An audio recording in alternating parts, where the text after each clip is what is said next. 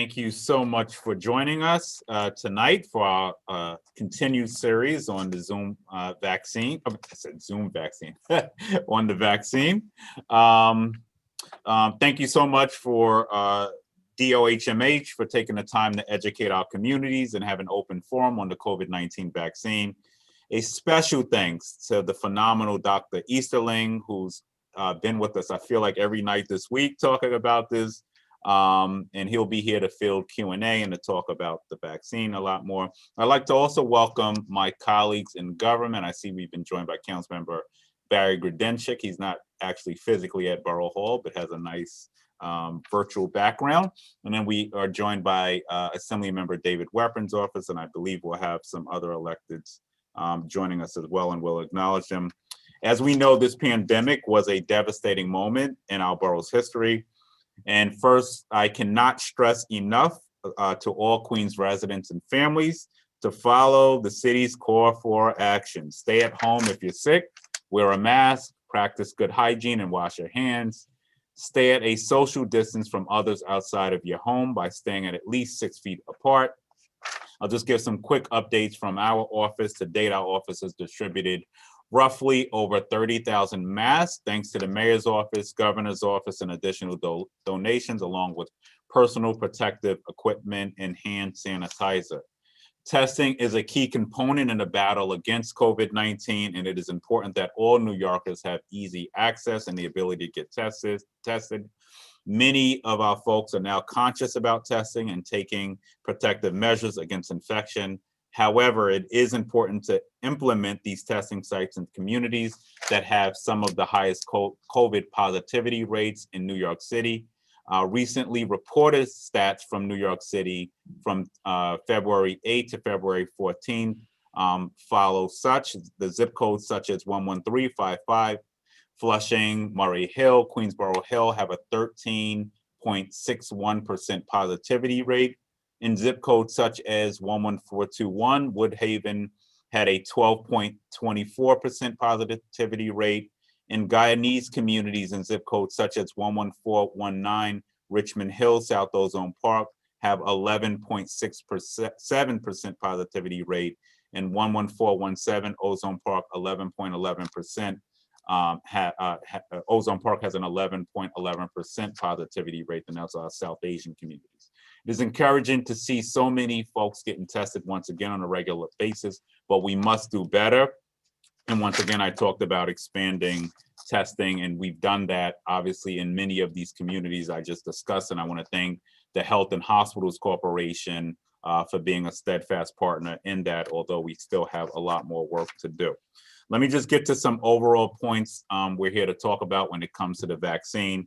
I strongly encourage eligible Queens residents to get the vaccine as soon as possible. If you are eligible, do not wait, because we know the Biden administration has ordered up, I believe, 600 million doses of this vaccine, which means that I think July, knock on wood, we're anticipating that the vaccine will, sites will start to ramp up a lot more, and a lot more people will have access to it. So if you're eligible, don't wait for that rush. Go and do it now.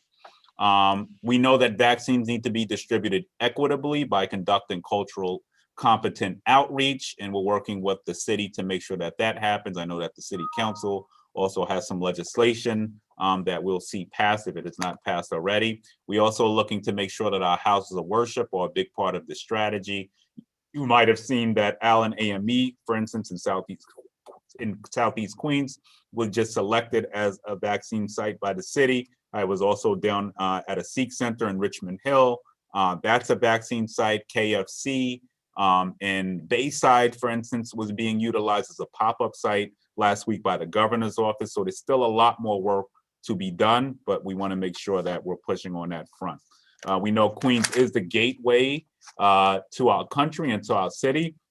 So we're pushing to make sure our airports also play a central role here. And I know that you can, for instance, go get tested at LaGuardia in both JFK, but we also want to see vaccinations ramped up there. I also just want to talk quickly, briefly, before I turn it over to our panelists tonight about communities of color and the disparities we're seeing in the vaccine. And we know that there's a hesitation in some instances because of our history with experimentation when it comes to this country. So I really urge people to know that this is not about experimentation. This is about ensuring that you can get the vaccine safely, that your family, that your friends, that your community could bounce back. I think we all miss being together during the holidays. I think we all missed our barbecues during the summer and our family gatherings and friend gatherings.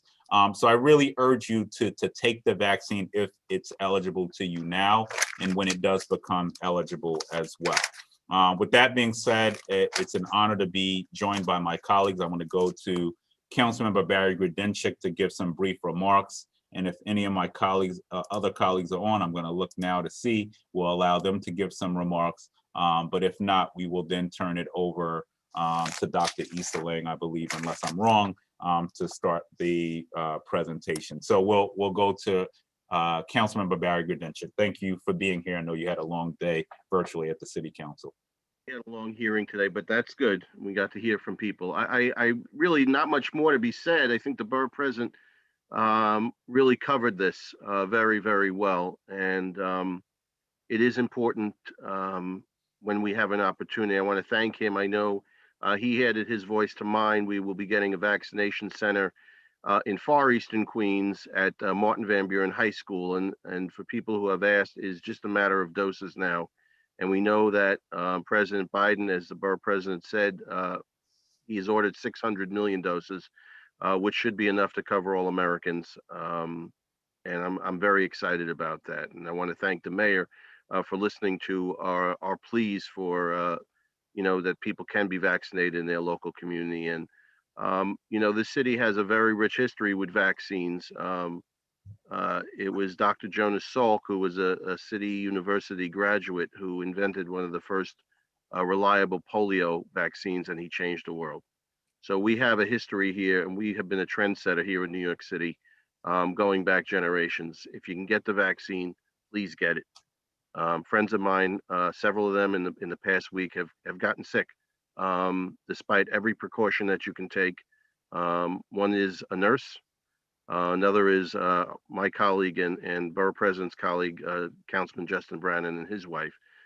Very careful, but you can only be too careful. And you're going to hear from Dr. Easterling, who has been making the rounds. I guess a doctor's supposed to make the rounds, but he has been adding his strong voice to this. So I want to thank the borough president again, and let's all stay safe and enjoy those barbecues this summer. Thank you. Thank you. All right, I'll now turn it over to the one and only Dr. Easterling. Thank you for joining us. Thank you so much, Borough President. I hope everyone, Councilmember, it's also a pleasure to meet you virtually. Really thank you both for being strong leaders in your community and really getting the message out. I hope everyone is safe and warm wherever they are. And so with that, I'm going to ask my colleague to put the slides up and just jump right in. I know that, like Tuesday, really this is just about the questions and making sure that we are addressing a lot of the concerns that have been coming up. As you've already heard from the borough president, we cannot miss the forest for the trees here. We're still in a pandemic, and we need everyone to, really continue to do all the things that you've been doing. Wearing your mask, making sure that you're getting tested, washing your hands, keeping 6 feet apart, and staying home if you're sick. Today, our commissioner has put out another health advisory. We updated our recommendations because we want to stay on top of the guidelines. We put out additional guidance on how to wear a mask and what type of mask that you should be wearing, really because we want to make sure, based on CDC's recommendations, that we're following the guidelines. And so as of today, the guidance is clear that we should be wearing masks. If you're going to wear a single mask, then that mask should have a double or triple layer. You can wear a disposable mask along with a cloth mask. I'm now doing two. I have my disposable mask and I put this on first. Because it can snugly fit around my nose. You want to make sure your nose and mouth is covered. And then I wear my cloth mask right over top of it. You should not be wearing two disposable masks together.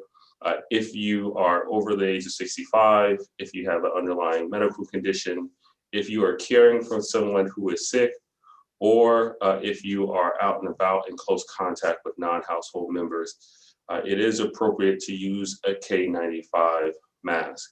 We want to continue to reserve the N95, and I want to be sure that folks know the difference. The K95 masks are available where the N95 mask, we want to reserve those for healthcare workers. And so that's really important to make sure that folks know the difference there. I think those are the key points. So to the next slide, we continue to do all the things that we have to do to stop the spread while we're still rolling out our vaccine distribution plan. And so with that, we have launched our New York City Vaccine for All campaign. And the upshot is the vaccines are safe. They are at no cost to any New Yorker. They are effective, and it is really important that all New Yorkers know that they are available for everyone, regardless of your immigration status. I received my first vaccine on February 7th at one of our sites, and really to make sure that New Yorkers know that the vaccines are safe, and one, to really build confidence that others feel confident getting the vaccine. So to the next slide. So we've been really leading a lot of work here. The focus of our vaccine has always been about putting equity first. And so to that point, how are we ensuring that the communities that have been hardest hit, communities that are most vulnerable, have access to the vaccine? We can ensure that they are accepting and feel confident in taking the vaccine, and we're using our data to inform our operations. And so to really ensure access and confidence, that's the work of really making sure that we're working with federal and state government, our community partners, all other agency governments and sector partners as well, through our vaccine command center, where we're marshaling all of our resources. This is an interagency operation led by our Deputy Mayor of Health and Human Services, Mel Hartzell. Next slide.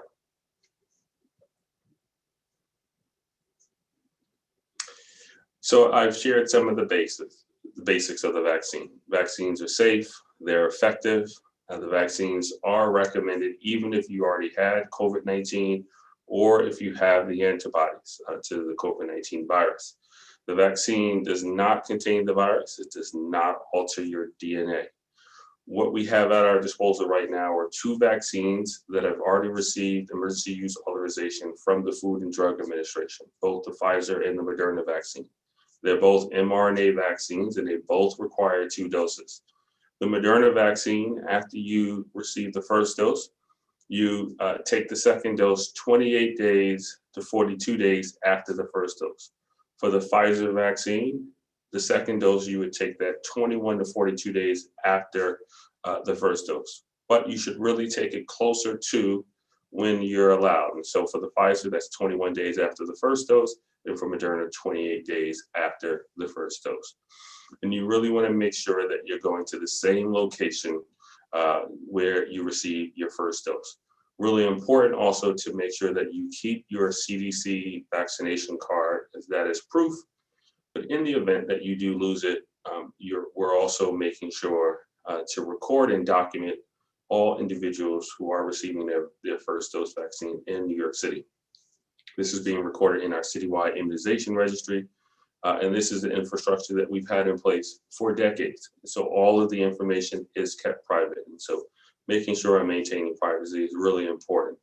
But the really important point that I've already mentioned, and really want to make sure that all New Yorkers know, even after you get vaccinated, want you to continue to wear your mask, continue to follow the Core 4.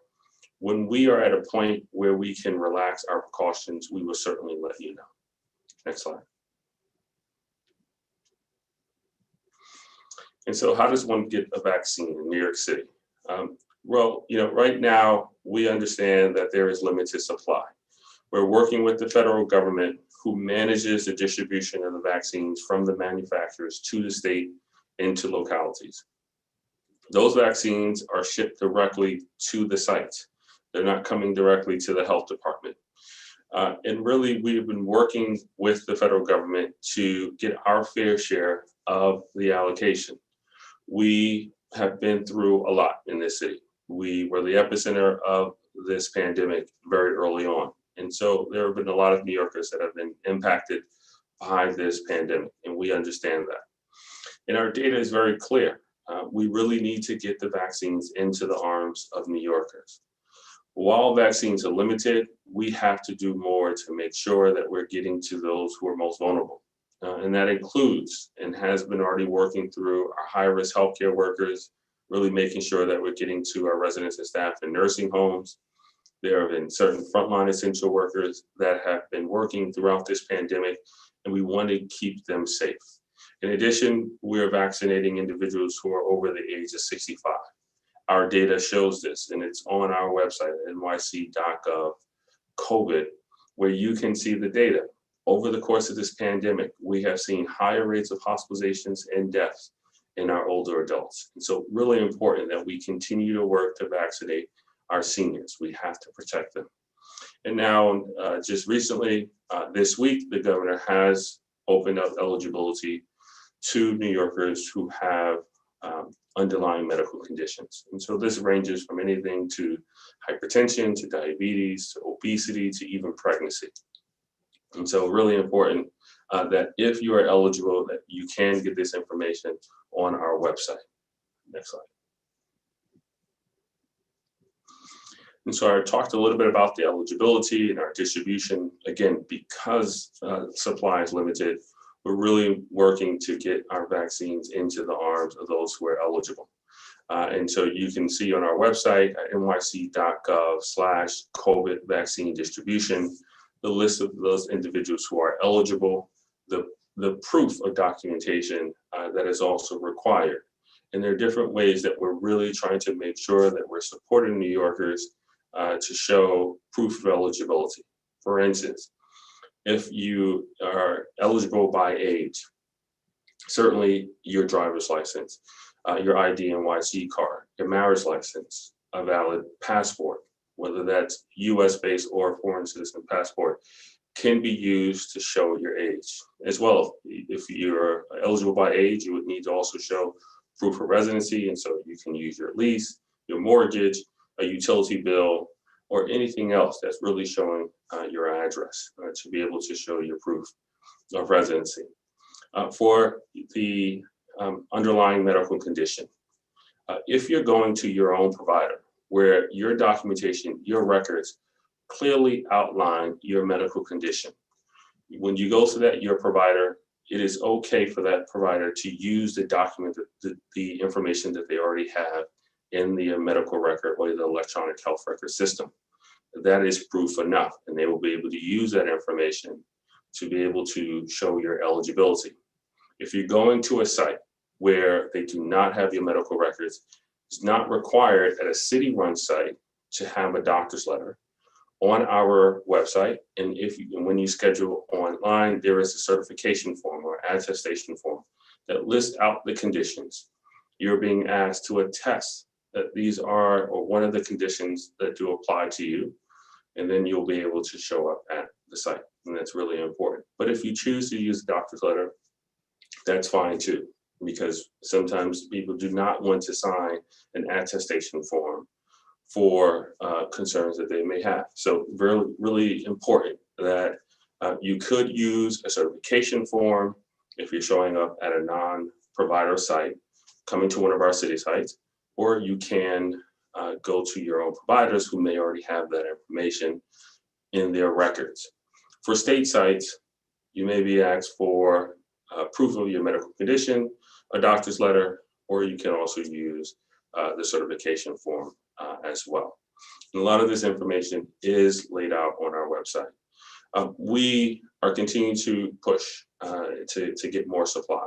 We anticipate that we'll have more supply and enough to get to the general population by the middle of this year, by mid-2021. Excellent.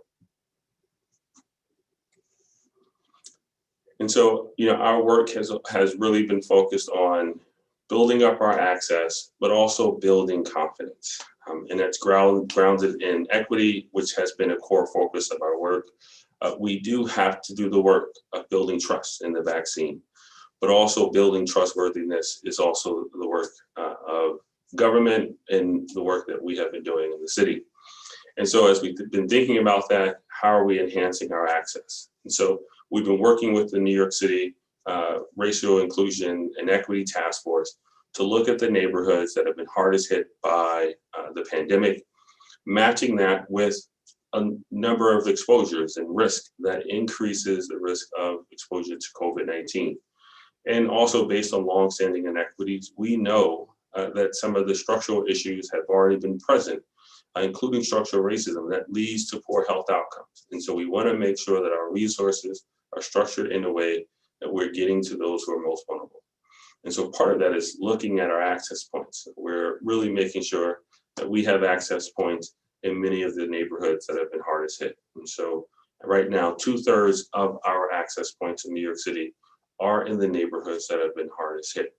But that's not enough. Just having vaccines in those neighborhoods is not enough. And so we have to build a confidence around the vaccine, making sure that New Yorkers know that the vaccines are safe and effective, in that they're not harmful, and that they will save their lives. So that's the work that we have to do to really get the message out, doing town halls, doing the conversations, really doing a lot of the engagement.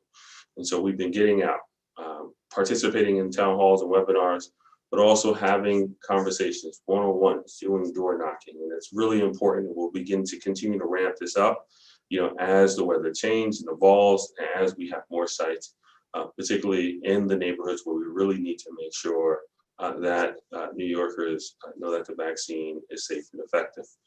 But certainly making sure that those New Yorkers who are ready to get the vaccine, matching them with the appointments, is also the work that we have to do as well. So we've been working with our community-based organizations at specific sites to help us identify those who are most vulnerable, making sure that they are getting scheduled for appointments as well. Next slide.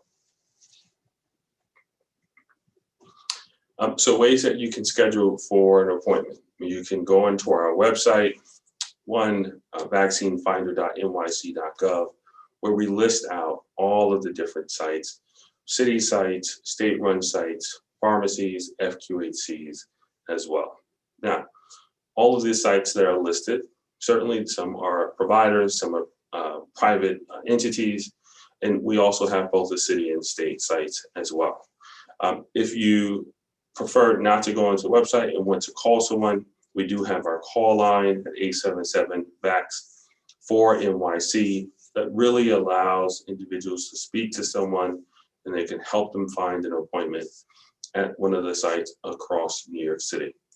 To really support our seniors, in addition to the call line, we've also been working with our CBOs and our DFTA contracted partners to make sure that they're helping us identify seniors that need to be scheduled for appointments. So we can really take the responsibility of calling those seniors, going to their door, signing them up for appointments, and helping them schedule them and making sure that they know when they're going to receive their appointment and know what documentation that they need.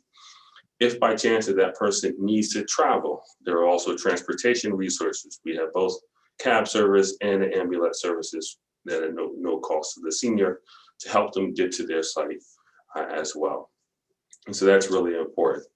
And also we've been really making sure to be mindful of the different languages across the city, not only through the app where we have 10 languages that are reflected, that are really needed across New York City, but also when you show up at the site, either having a language interpreter or being able to access the language line to make sure that individuals can speak in the languages that they're most comfortable with when they're accessing the vaccine site. Next slide.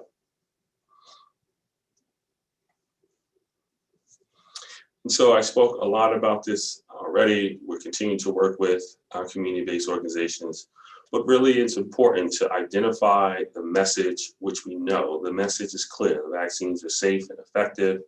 We've been pouring through the data. We've seen so far how it's already being reflected in the millions of people who've already been vaccinated. And with that message, we need to pair this up with the messenger.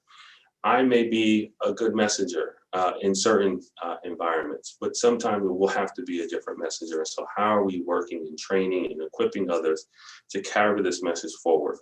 And sometimes it's really going to be your neighbor, the person you go to church with, person you work with, your own family member who's already been vaccinated, that will help instill the confidence in someone else to get the vaccine. And so even through all the town hall and the conversation, but we are doing trainings. We are making sure that individuals have this information at their fingertips. And a lot of information is on our website, our FAQ document, a lot of videos that I've recorded, the commissioner has recorded, our VAX 101 slide deck, which goes through a lot of detailed information from vaccine safety to the development and monitoring of the vaccines, why vaccines are important. Really a good chunk of information that really allows individuals to really pour through it a little bit more. Next slide. So here are vaccination by the numbers. The number of vaccines that have been delivered to New York City. This is both doses, dose 1 and dose 2. We've already had a little over 1.7 million doses delivered to New York City, and we should have more, but due to the weather delays, we have not received all of the shipments in New York City. We've already been able to vaccinate over 1.3 million people in New York City, which is over 10% of the population, and we certainly have more to get to. And so really important that we can get our supply. We have the access points and the ability to stand up additional access points that we've already activated, but we need the supply. And so we're continuing to work with our federal and state partners to get there. Next slide. Here's data where we're looking at adults vaccinated by race and ethnicity, race and ethnicity. I will say one that's really important, that we do recognize the gaps, we recognize the disparities. We have seen white New Yorkers vaccinated more in New York City. We certainly have to get more individuals vaccinated for other race and ethnicities. That's the work that we have to do. Sharing the data is important. We want to be transparent, but we also want to use this as a roadmap to make sure that we're working in those communities to get the information out and help individuals feel confident about getting the vaccine. The other thing is that we have to get the information. So we know that all providers are not collecting data around race and ethnicity. And so in the beginning, there was a lot of data that was missing, which would cause the delay in even sharing this data to begin with. And so now we're seeing improvement. We've put out health advisories. We really encourage our providers to make sure that they're collecting race and ethnicity data, so we can know who's getting vaccinated and who's not. And this is going to, again, help us inform our operations of how we're getting the vaccine out into other communities to really bring all communities up to parity. Next slide. We've also released data this week around adults who are vaccinated by zip code. So you can go onto our website, see which neighborhoods, what percent has been vaccinated partially, and what percentage of the residents in that neighborhood have been fully vaccinated, meaning they received both doses. So of course, it's not going to be 100% of those residents who are eligible in that zip code. I've already laid out some of the eligibility groups, but you can already start to estimate that we have more individuals who are eligible now that the eligibility group does include individuals with underlying medical condition. We know that there's more work that we have to do to really make sure that we're getting access to vaccines out there, but really it's all about the supply. We have to get the supply in order to vaccinate more New Yorkers. We know that there are New Yorkers who looking for appointments, who want to get matched, who want to schedule an appointment and want to get the vaccine in their arms. So that's really important to really work to get that done, while also making sure that we're having conversations to build confidence. So those New Yorkers who do have questions, who are hesitant, and normalizing that hesitancy is fine, and those concerns are valid, and making sure that we're supporting them to accept the vaccine. Next slide.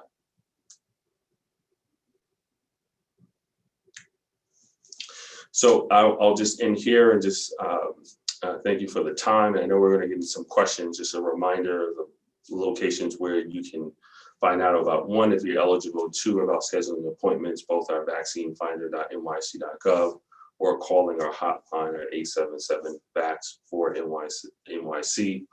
Really important to continue to follow the core 4 prevention strategies, plus getting tested. Reminder that we have updated our masking guidance and really making sure that we can provide that information in the chat. There's a lot of information that we have on our website about accurate information on the vaccines, our FAQ document, lots of videos that we do ask that you share and get that information out. We also have animations that you can share as well. So with that, I'll pause here and open it up for questions. Thank you so much, Dr. Easterling. And before I do that, I think we were joined by Roida. I think I said Raida. Did I say your name correct? And she wanted to give some remarks on behalf of Assemblymember David Weprin. Hi, yes, it's Raida. Yeah, so yes, I am Raida Hossein. I am the Chief of Staff for Assemblyman David Weprin. Unfortunately, he wasn't able to join tonight, but I want to thank you all for hosting this very informative town hall. Our office is definitely very concerned about the distribution of the vaccine rollout, particularly for seniors. We've had many phone calls from senior citizens who are unable to navigate the website. They don't have smartphones or computers at home, or even if they do, they just don't have the savvy to really understand the website. And not every senior is lucky enough to have a child who is tech savvy and can get them on. So we definitely advocate for more phone lines, just more phone lines, more staffing, so that seniors can call in and make their appointments. Thank you so much. All righty, Ms. Hossein, thank you. All righty, so we're gonna go into questions now. All righty, the first one is, why is it so difficult to get an appointment? And I guess, I could partially take that. There's just not enough vaccines going around right now. There's not enough doses. One of the challenges we have too is that we were supposed to, I believe, get a delivery into the city and state. And unfortunately, the weather has impacted the delivery system now coming in. So as I said earlier, we anticipate the Biden administration to really ramp up vaccinations. And I think the time projected, don't hold me to it, don't shoot the messenger, is July. They've ordered 600 million doses, enough for every American to be vaccinated. So we're working hard on that, but in all honesty, there's a shortage. So we're trying to address that. All right, I'm gonna go to the next question. From Ms. Melanie Katz. Thank you for holding this meeting. I never would have thought that access to vaccines would be based on access to technology and the ability to use it. What is the plan to reach out to seniors who do not have access to the internet? All right, if you want to go through that, Dr. Easterling. Yeah, and I think we've been hearing the frustration, but we certainly want to support our seniors, and I certainly appreciate Raida's comments. We do have our website, but we do also have our call line, and we certainly have over 700 call agents who are available to answer calls as individuals are calling in to schedule those appointments.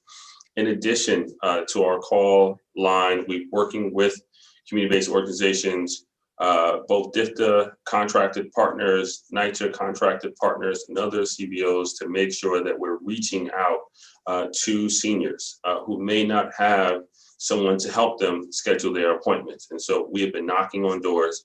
I was just at Nostrand Sheepheads Bay development just last week with the TA president, and we were going door to door. We were talking to some of the seniors. And so I know that this is happening. Of course, this week was a little bit challenging because of the weather, but I know our team was out there this week as well. This is the work that we're gonna have to do. We're gonna have to do outreach to our seniors. In addition, we've been working with community-based providers who do not have vaccines, who are not affiliated with a healthcare system, who are not a federally qualified health system. We're talking to them as they're speaking to their patients, to their seniors. They're letting us know they have seniors that they need to get vaccinated. And we're talking to them and they're letting us know how to get in touch with them. And so we've been also working with those providers to get their seniors vaccinated. And so these are the ways that we're going to have to be creative and make sure that we can do the outreach to our seniors. And that's what we've been working on.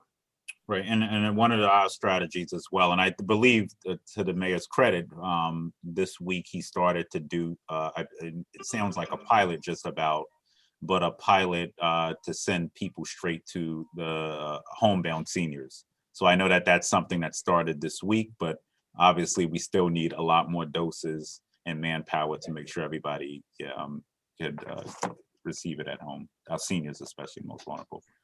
Website scheduling is too difficult. Walgreens says 23 appointments, and you click on the day and time to schedule, and it says no appointments available. Check back later, and it says 9 appointments. Do same. Click on day and time shown, and it says no appointments available. Check back later, and no appointments available.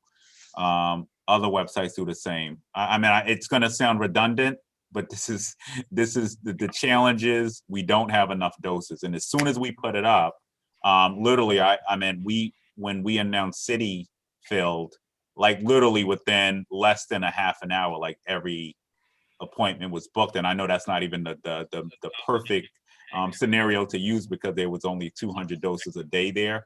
But no matter what sites we put up, it goes like this. You're not going to have this challenge as the dosages go up, as we get more doses into the city.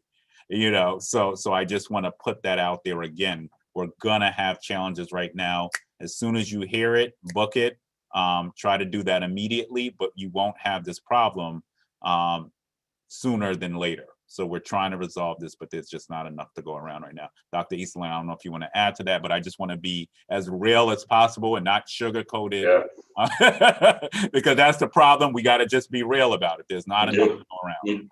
Yeah, and I just want to put it in context. I mean, we remember March and April, and when it was really hard to get a test. Most of the tests were in the hospital.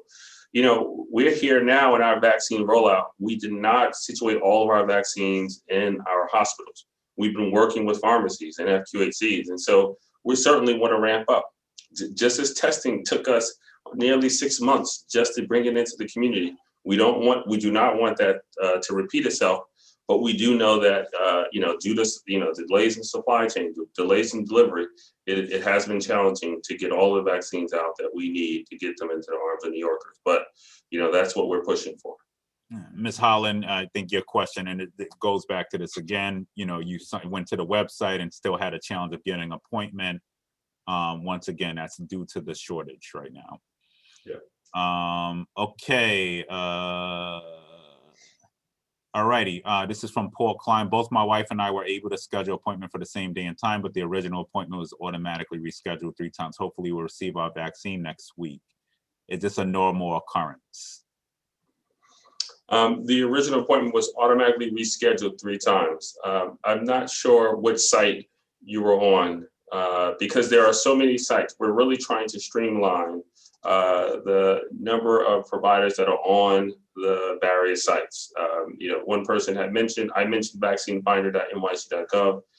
That site really has most of the sites across New York City. But of course, when you're going to Walgreens or any other pharmacies or providers, they have their own sites as well. So cannot speak to all of the sites, but certainly for our city-run sites, we are trying to address any of the glitches that may come up. But certainly if you have scheduled an appointment and by chance that we had to reschedule it because of weather delay, then we certainly may have to do that. All righty. Why are there more pop-up sites in other boroughs than in Queens? I don't know if there's more pop-up sites in other boroughs. We've certainly focused on Queens. We have pop-up sites at our DOHMH clinics in Corona, and then in Elmhurst. And then we're also, as you've already heard, now standing up another high school. We did have to shift some of our schools because middle schools are opening, as you've heard from the mayor. And so we're not taking away any sites. We're just looking for additional or other sites to activate. Thank you. I think a question on certification letter. What do you mean by certification letter? I have underlying conditions from the year I spent at 9/11 at the World Trade, having a letter of certification from the 9/11 World WTC program at Mount Sinai. Yeah, the very good question. So just to be clear, so you could do 3 things for the state sites and then 2 options for city sites. State sites, 3 areas. So you can either get a doctor's letter I'm Dr. Easterling, and I certify that this person has this medical condition, and I put my medical license number, and I just sign and I affirm that the person has a medical condition. You can show that at a site that you then get your vaccine. Then if that information is already in a medical record or electronic health record system, they can see it, they can log in, then that also provides proof of eligibility based on your underlying condition. The third is a certification form. This form has already been created. So when you go to enroll, and I'm sorry, when you go to schedule your appointment, it can either be in the appointment system or they will have you sign it once you arrive at the site. This is a form very similar to some of the other forms that you've been filling out on the appointment system, but this is certifying that you do have one of the conditions, and then you're just signing that form. So that's what I mean by the certification form. This is an approved state form that has already been created. And actually, it's probably a link already in the chat. I have an autoimmune challenge and therefore am skeptical about, I think she wrote the wrong word, but may not want to get the vaccine, in other words. Have people with comprised immune systems been included in the research? Yes, individuals with autoimmune disorders have been included. Just to go back to the vaccine trials, there were already 3 trials that have been completed. Thousands of people have been included in those trials, diversity by age, by race and ethnicity, and by medical conditions. Now, medical conditions, are not necessarily focused, so you may not have one underlying condition that is fully represented versus others, but they've certainly been looking at this data. It still is limited, but what we know, because this is based on vaccines that have been built before, the components of it, we do recommend that if you have an underlying condition, specifically if you have an immunosuppressed condition, history of HIV, autoimmune disorder, we definitely want to get the protection against COVID-19. The benefit of having the vaccine certainly outweighs the risk of having COVID or even in any of the side effects from getting the vaccine. Great. Can you go into, so if you get your first vaccine, do you have to complete forms again, or should you get your appointment right there? Once you complete your first dose, you've already completed all of the proof of eligibility and you have your documentation. You should actually schedule your second dose appointment before you leave at any of the sites that you're at. And so you do not need to complete those forms again, and you should actually have your card and the date when you need to return for your second dose. Lynn Kennedy had a question on, I guess early on, and I don't know if this is happening anymore, I hope not. There were doses being wasted because I guess folks who weren't eligible may have missed the appointment. So at the end of the day, those doses were wasted. Are we seeing that? Have there been changes to that process? Yeah, we've certainly heard reports of this, and we've been really trying to provide guidance to all sites on how not to waste dosages at all. Certainly, making sure that they have additional people that they can pull in when they have extra doses to make sure that they're getting into the arms of New Yorkers. We've been very clear that we do not want to waste any doses. I'm a senior who can't navigate technology. I've been online for days trying to get an appointment. What do you do if somebody has challenges navigating technology? I think I read this right. You said you can navigate technology, but I think you meant maybe you're having some challenges. So I hope I'm asking the question the right way. Yeah, I would ask Ms. Kathy that please call our call line. Certainly, 877-BACK4-NYC, and we can certainly try to make sure, hopefully, that you'll get through to that call line so you can schedule your appointment as well. York College and Medgar Evers College will open soon for vaccinations. Can we make appointments for these locations? I believe those are state sites. Yeah, those are city and state sites.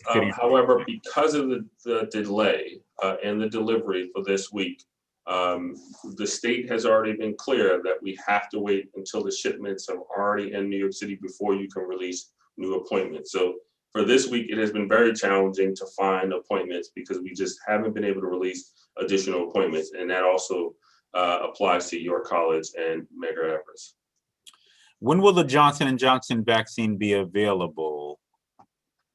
And what's the difference, I guess, if you want to go through Moderna, the difference between the two? I feel like I'm becoming a specialist in this, but I'm going to go to the specialist to answer this question. And we can share the floor, please. So we anticipate knowing more information by the end of next week, early March. What we're hearing from CDC, but certainly, we still have to wait from the FDA and then get approval with the emergency use authorization. So I will say right now, end of February next week or early March, what we expect to hear when it will be approved, and then it will start being shipped out once it receives the emergency use authorization. The difference is Johnson & Johnson, what we know is that it's a one-dose vaccine, and that will be certainly more conducive for some people who just do not want to have to take 2 doses or have to come back for a second appointment. The effectiveness is still promising. What we're hearing is that it's over 75% effective against the coronavirus. So that's really important. The FDA approves our flu vaccine on a yearly basis, around 50 to 60%. And so, we do have to just take this in stride and say, this is going to be really helpful in protecting more individuals. So that's really important. The other good thing is that the storage and handling is much more conducive for more outreach and community events. And so obviously we're going to have to be thinking about the approach and thinking about it in an equitable manner and not just bringing this into just certain communities. We're going to have to allocate it across. Thank you. And wait, did you go through the differences? So J&J is 1 shot, I think. Yeah. Let's go through. Yeah. Yep. J&J is 1 shot, about 75% effective, compared to Pfizer and Moderna. That's 2 doses and over 95% effective. No, 94% effective. Okay. I hear the second dose of the vaccine is much stronger and gives you strong side effects. Could you go through that? And I believe this individual's mom is 84 years old and wants to know how that will impact. Yeah, really, really good question, Ms. Carmen. And so the dose is actually the same. I mean, you really cannot tell a first dose from a second dose. It's the same amount that is being injected into the body. And so because some people experience a strong reaction, it's because you've already been inoculated, already been immunized with 1 dose. And so you're actually bringing your antibodies, you're bringing that response up another notch. And so some individuals, yes, they are experiencing more pain at the injection site. They're experiencing headaches, they're experiencing low-grade fever, but it only lasts between 1 to 3 days, even after the second dose. And so, certainly that, you can get through that and you are then protected against coronavirus. So that's really important. That can happen, and not in everyone, but some people do experience those side effects. Some people get the second dose, they may have pain in injection at the injection site, or they may not experience anything at all. And so, want to be clear about that as well. And let me, because I had a police officer here at Borough Hall actually received their dose, and they did have a side effect, the second dose, I think, but bounced right back the next day. So it seems to be normal. There are some people who do experience, the side effects, and then there's some people who don't. So everybody's different. So you should, your mom should be okay. And I actually met a 94-year-old at one of the sites, and I think she was back for her second dose, and everything was okay with her. And you should also know that they monitor you in a waiting room or waiting area right after you take your shot. So they're professionals there. So if you have that fear, they do monitor you right after your second and first shot as well. All righty, this is from Lou Simon out of the Rockaways. My office has been swamped with calls from seniors. They can't make appointments due to not having emails. Can we set up a real phone number? The other question is, why aren't we sending nurses into homebound patients to get the vaccine? So if you want to go through the number, there is a phone number you can call. Yep. There's one number, 877-VAX4NYC. That is the number to Say it call. slower, and we'll put it in the chat as well, or in the, I think it's already there. oh, it's there. All right, Yeah. perfect. So that's in the chat, Lou. And then why aren't we sending people home into homebound patients? And I believe there is a pilot going on as we speak. But I anticipate, I think we'll certainly be working with community-based organizations, some of the medical organizations as we move forward. Dr. Easterling can go into that a little bit. Yeah, I'll just share the home. So what we're doing right now is that we are doing in home, not in home, but the development. We are doing clinics, and so we're doing this in several NORCs, and we're doing this at 90 developments, where we're working with those developments to sign those seniors that live in those developments, bringing them down to the community center and getting vaccinated. Now, bringing the vaccine into the home, we're still working on the process, anticipating that when Johnson & Johnson is going to be approved, we'll be able to use the Johnson & Johnson vaccine to really deploy nurses to go into the homes of those individuals.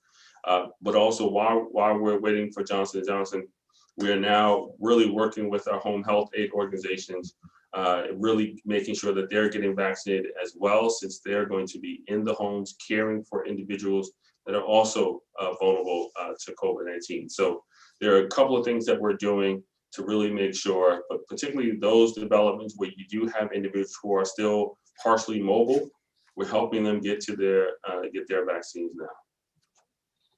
Thank you. All right, why are people of advanced age that is over 80 not given special priority in obtaining their COVID vaccine? I think that's incorrect. I think you are under the phase 1B, and that does make you eligible for the vaccine. If you're having a challenge getting an appointment right now, once again, that's due to a shortage. In a few months, we will have no complaints about the dosages by God's grace, because once again, there was a backlog in ordering, and I'm not going to get too political on this line today, but under the Biden administration, we have now ordered 600 million doses. So that's enough for every American to get vaccinated. So the challenge right now is there's a lot of demand and not enough supply. So as that supply picks up, as we anticipate, and don't shoot the messenger, the Biden administration has said this, we will start to see a lot more sunlight at the end of the tunnel. All right, I'm gonna try not to get through too much redundant stuff because we're gonna start to wrap up shortly. I've tried 2 different sites, dates and times for once again, for an appointment, goes back to that. Why can't Queens have a 7 days a week, 24 hours a day site like Jacob Javits? City Field was originally supposed to be our 24 hours, 7 days a week site. Unfortunately, due to the shortage, it sort of was ramped down a little bit, but we anticipate that it will eventually move to a 7 days a week, 24 hours a day site. And I'm hoping that we'll have something more for Eastern Queens and Southern Queens where we can all go 24 hours, 7 days a week. But City Field was originally supposed to be the 24 hours, 7 days a week site. And unfortunately, we had to tamp it down a little bit because of the lack of supply. Will York College be a 24-hour site? I don't think so.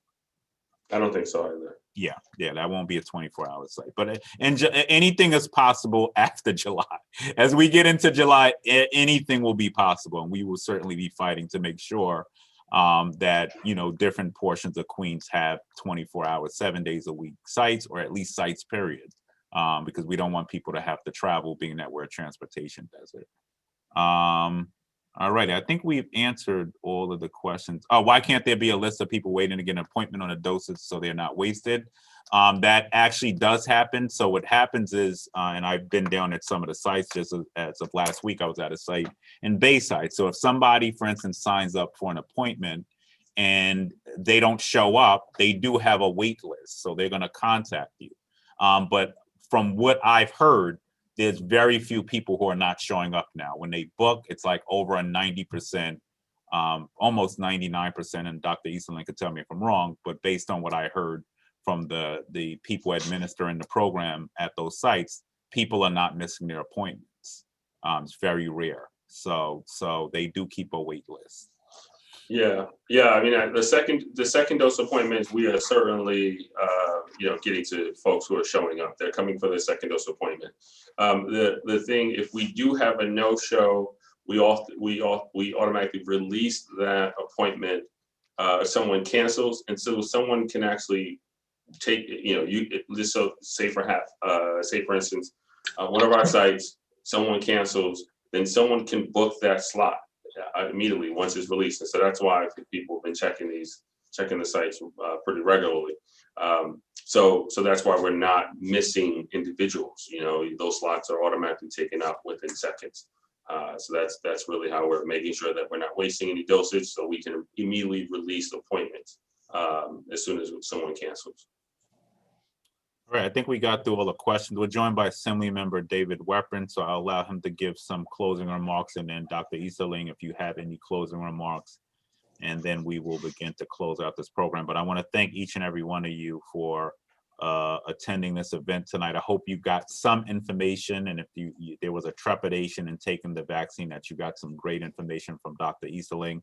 Let me just also add that I've been to just about all 9 hospitals in Queens, and I've got to speak to administrators. I was down at Elmhurst when they administered the first dose to the doctors there with the mayor, and it's really been positive. I mean, so don't listen to the hearsay out there.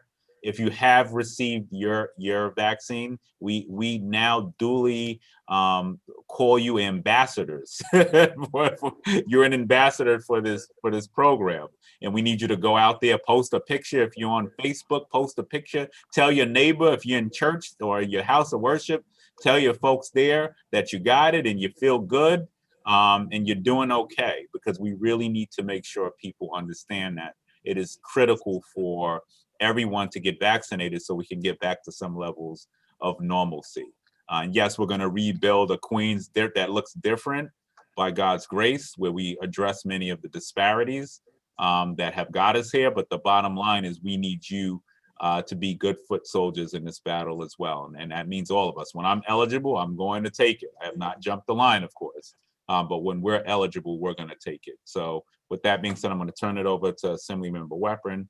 Then we'll go to Dr. Easterling or Barry if he has any closing remarks. And I want to just thank my staff, Chris Barker and Brent, for being here, Carolina, and of course, the Department of Health and Mental Hygiene for all the hard work that they're doing to get the message out. So thank you for all attending. Assembly Member Weprin. Yeah, thank you, Borough President Richard. I've gone from one forum and one Zoom call to another, so excuse my tardiness. I know 2 more, no worries. I know my chief of staff has been on, Rida Hossein, and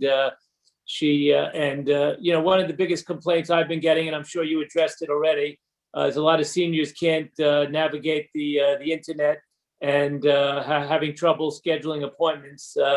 And that's been a problem of knowing when, they know they're eligible, but they don't know how to get an appointment and where to go. So obviously, I know that's an issue that you've been working on, and forums like this go a long way towards that. So I just want to thank you for that. And hopefully we'll get the vaccine out to everybody sooner rather than later.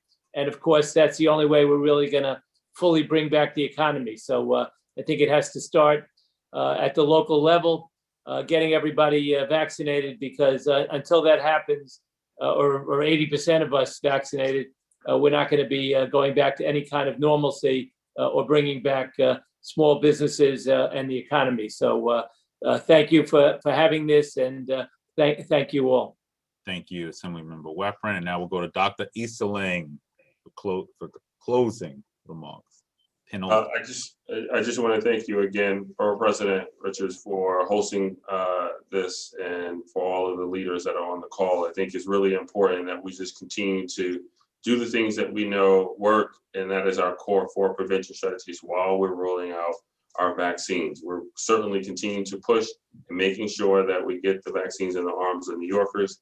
You've heard from us today that certainly supply is an issue. And we're really working to get our seniors vaccinated. I think that's going to be really important going forward. So thank you again. Thank you. Thank you all for attending. Stay safe. Adhere to the core rules that the city and state and federal government have